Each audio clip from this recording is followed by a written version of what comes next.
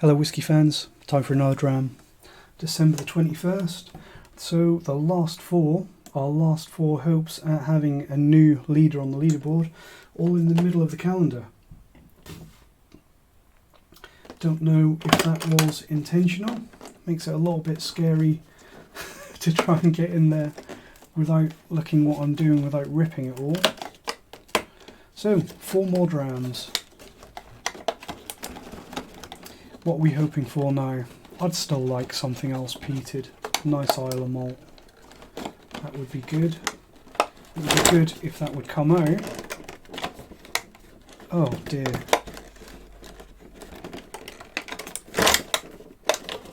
Right, got it. So yeah, nice peated, heavily peated. Lafroig, Ardbeg, that's not going to happen. Port Charlotte, perhaps? But I would like something traditional again, because the last two were complete oddballs, to be perfectly honest. Really unusual. I would also like a new Christmas hat, because this one is getting on my nerves a little bit. I think next year I'm going to have to go for something a bit better. And if I don't get something good out of today's dram, I think I'm going to go and treat myself to a dram out of a fine Christmas malt,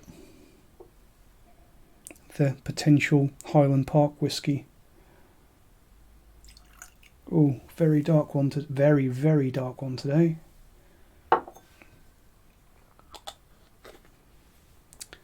So, I'd say that is either a very heavy sherry treatment or possibly port red wine. It's very reddish, isn't it? Very dark, very reddish. That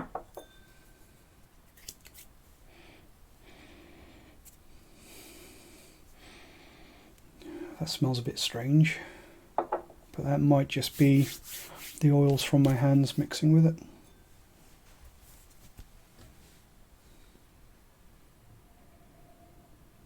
Ooh. I think we might have another oddball whiskey. Third oddball in a row. Getting heavy wood spice from that one. And also lots of chocolate. Sort of dark fruits. So,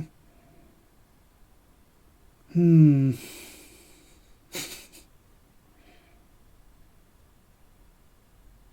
don't know. I'm not optimistic about this. It smells quite strong as well, as in high ABV, potentially. There's definitely been some very active casks in that. Gonna have a sip early on.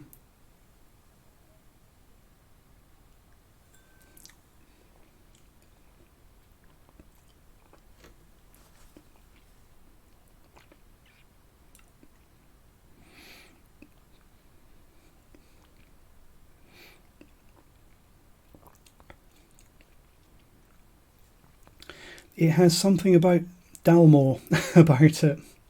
Reminds me a little bit of that Dalmore cigar malt, because it's got lots of spices, a little bit of that tobacco note, a bit of wood spice, possibly European oak, chocolatey, dark fruits, a little bit of quite a bit of astringent wood spice on the nose. And that's backed up on the palate as well, tobacco, wood spice.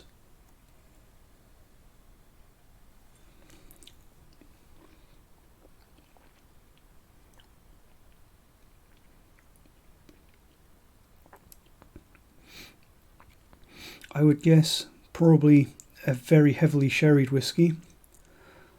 Doesn't taste or smell old at all.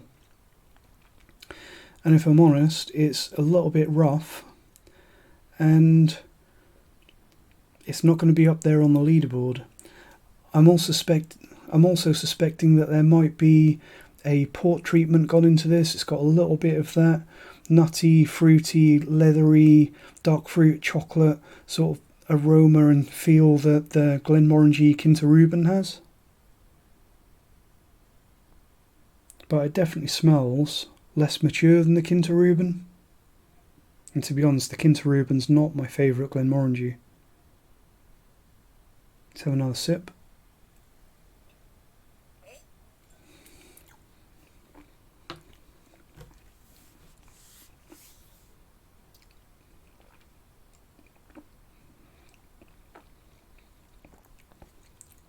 Very tannic. As for the finish, pretty short. You're left with a lingering bitterness, a little bit of a coffee, chocolate, nutty, leathery, but it really dies away quite quickly. So I don't think this is going to be an old whiskey. Possibly finished in some very active European oak casks or small casks. I think this might be another one that might benefit from adding a little bit of water. I'm actually going to put a little bit more in the glass there, because I don't think I can accurately water that down with that little in the glass. I'm thinking that it might possibly be quite a high ABV.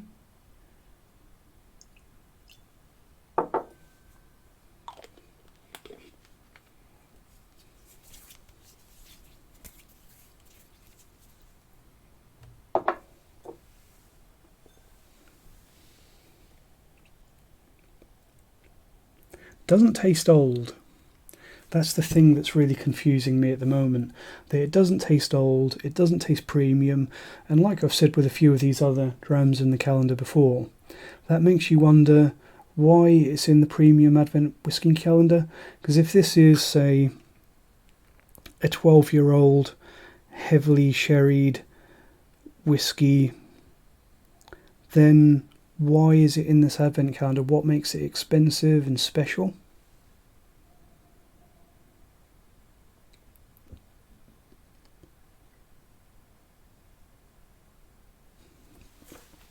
Because even if this was a single cask strength, independent bottling from, well, it would have to be something like Macallan or some like Dalmore, like the Dalmore cigar malt. It would have to be one of those super premium distilleries for something this uneventful to be in the calendar.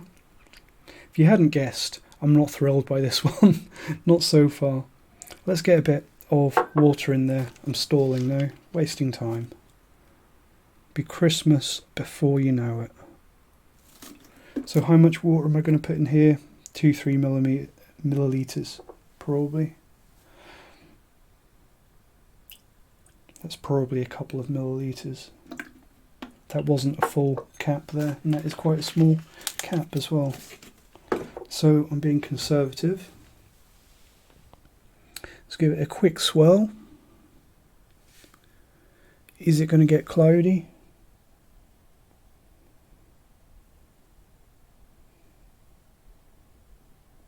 Doesn't even look particularly oily at the moment.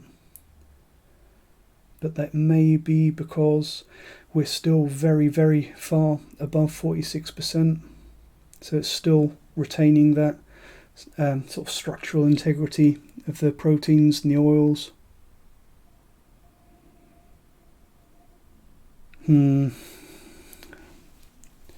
Not my kind of malt.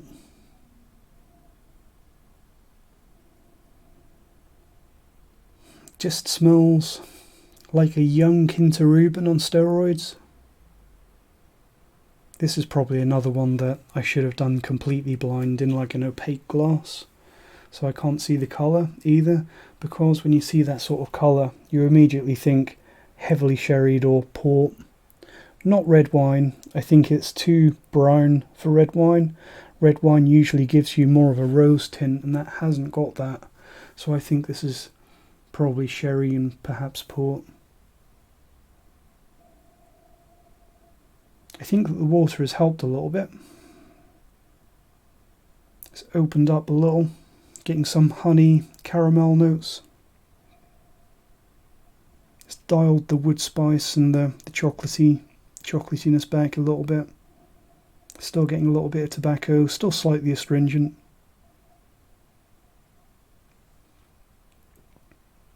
I don't love it though. I expect that anyone that regularly pays money for Dalmore and Macallan would possibly like this, because it does seem that style, especially Dalmore, but perhaps a little bit more craft, because this is definitely a high ABV. It's still quite punchy on the nose, even though I've knocked the ABV down a little bit. I would guess that before I watered this down, it's probably in the 52 to 53% territory, although, as I've said before, I think anything that's over sort of 50-52% gets very hard to guess an accurate ABV on. When you're guessing like 40, 43, 46, that's pretty straightforward, but as soon as you get towards like around the 100%, the 100 proof mark, so over 50%, all gets very difficult.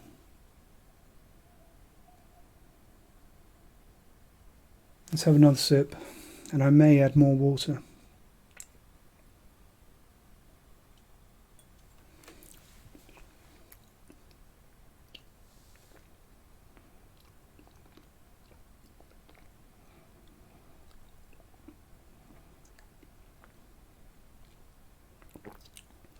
I'm going to guess that this is probably like a single cask strength type of thing, because it still tastes very strong.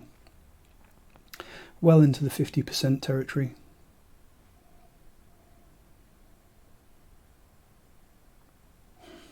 And when you get something that's so heavily sherried and possibly port as well, as I keep saying, it makes you wonder if that's what's made it so premium, if it's something like the Dalmore cigar malt.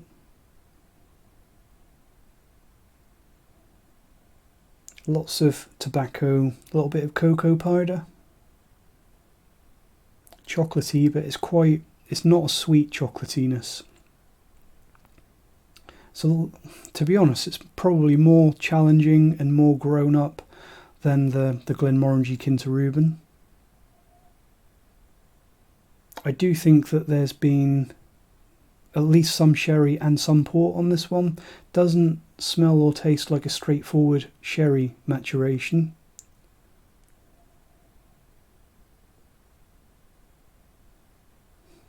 Let's add a little bit more water, and I'll give it a little bit more time after that.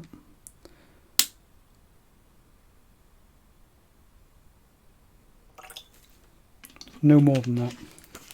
Don't want to drown it completely. So I'm getting some oil separating out now. Try and hold that a bit closer to the camera and see if you can see that.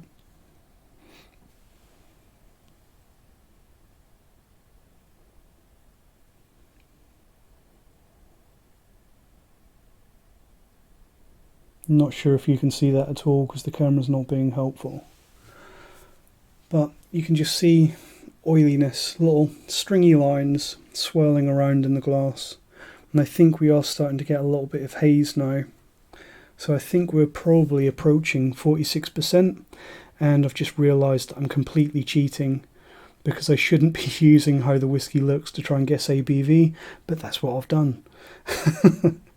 But maybe some of you guys haven't done this before and maybe you're learning something about ABVs and chill filtration.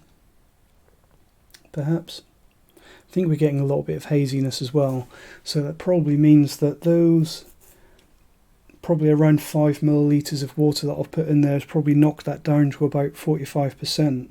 So that probably means that I was fairly accurate with the ABV guess before, that this was probably sort of 52-53%, something like that.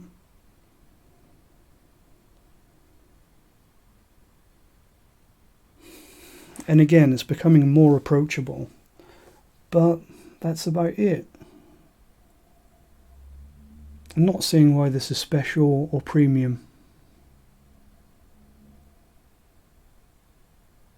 And this isn't the kind of thing I would buy. I was going to say how much I'd be happy to pay for this, but this isn't the sort of thing I like. Very heavily sherried, and it's a dry sherry / port style. Very challenging. Some people will love it. Very old-fashioned, traditional in a way. So definitely Scotch. If I hadn't made that abundantly clear, I do think this is Scotch. Either Highland or Speyside. What distillery could this be? Well, it could definitely be Dalmore, because it's that kind of style.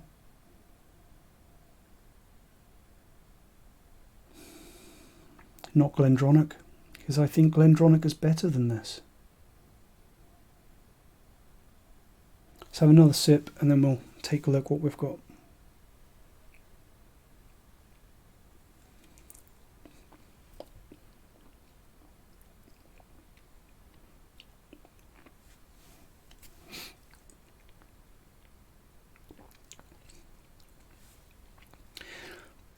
To its credit, it does swim very well. It's taken that water, and that water has sort of tamed it a bit. It's toned the flavours down, opened it up. It does swim nicely. So that kind of suggests that this is probably quite a well-made malt. But doesn't taste old. As I've added the water, I think some of that bitter astringency has turned from sort of bitter dark chocolate notes into more sort of sweeter chocolatey notes, sort of sweeter milk chocolate. Definitely more approachable. Now we've knocked it down into what I guess is probably the mid-40s. Diluting whiskey is an art form, and it's definitely one that you should try to get the hang of, because it's a very rewarding skill to have. Getting a lot of cocoa powder now. Astringent, spicy, but also a little sweetness, maybe some tannic oak cask notes. Let's have one more sip. I keep saying that. One more sip and then we'll see what we've got.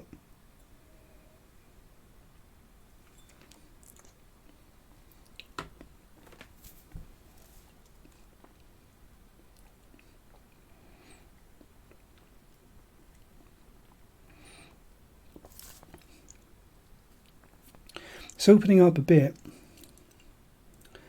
You're getting more malty, spirity notes, but still not a huge amount. It's really all about that cask treatment. And there is a little bit of haze in that as well. So either lightly filtered or maybe non-chill filtered. Let's have a look. So this is an interesting one.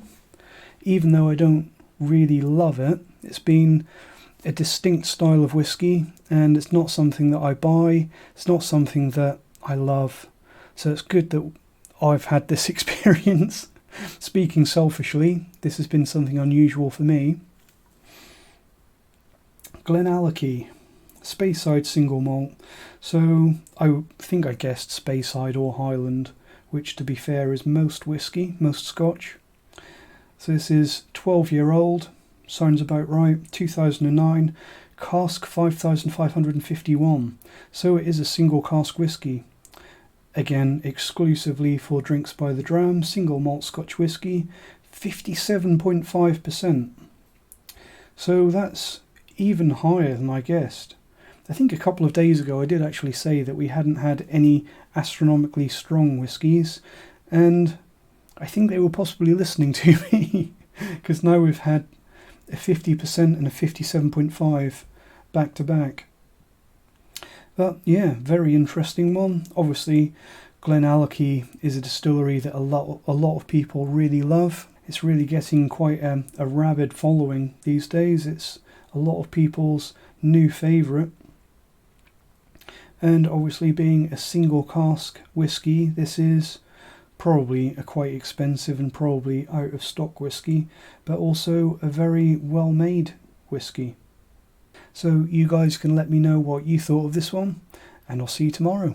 Thanks for watching. Cheers.